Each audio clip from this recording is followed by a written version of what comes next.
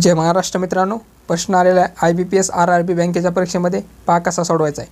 16.98 म्हणजे किती? 17. 17चा वर्ग किती आहे? 289 प्लस 6.99 म्हणजे किती? 7. 7चा घन किती आहे? 343 मायनस 437.98 म्हणजे किती आहे? 448 काय भागिले 8. पहा 8 1 8 8 5 40 किती? 4. 8 सक 48. या दोन्हीची बेरीज किती?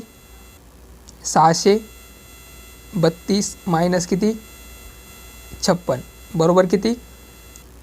576. काय एक्सचा काय वर्ग आहे? तर 576 कोणाचा वर्ग आहे?